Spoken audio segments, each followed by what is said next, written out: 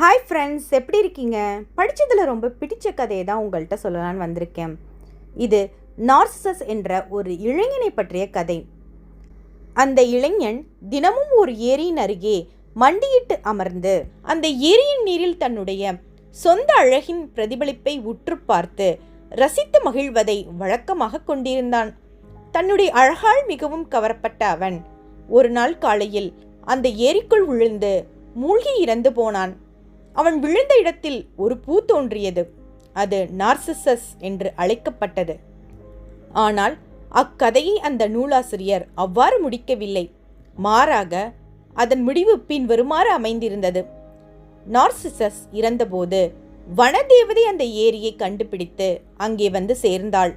முன்பு நன்னீரால் நிரம்பியிருந்த அந்த ஏரி இப்போது உவர்ப்பான கண்ணீரால் நிரம்பிய ஓர் ஏரியாக மாறியிருந்தது. நீ ஏன் அழுகிறாய் என்று அந்த வனதேவதை அந்த ஏரியிடம் கேட்டாள். நான் நார்சிஸுக்காக அழுகிறேன் என்று அந்த ஏரி பதிலளித்தது. நீ அவனுக்காக அழுவதில் ஆச்சரியம் ஏதுமில்லை.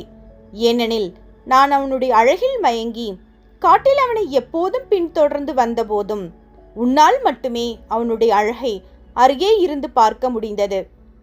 நீ என்ன சொல்கிறாய்? நார்சிஸ் அழகாக இருந்தானா என்று அந்த ஏரி கேட்டது.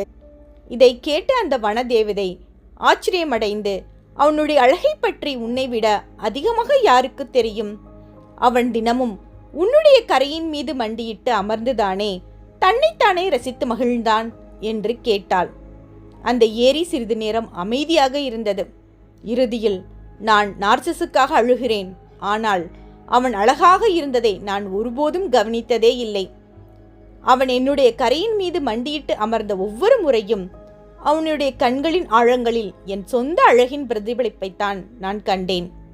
இப்போது அது சாத்தியமில்லை என்பதால் தான் நான் அழுகிறேன் என்று கூறியது.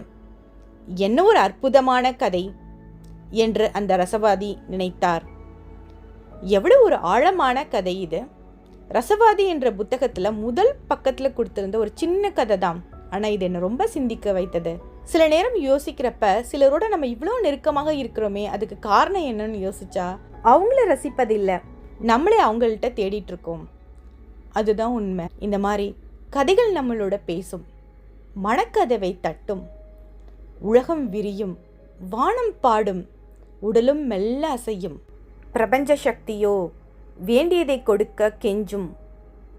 அதை இறுக பற்றுவதும் உள்வாங்கிக் கொள்வதும் நம் கையிலே. மீண்டும் அடுத்த கதையில் சந்திப்போம். Bye friends.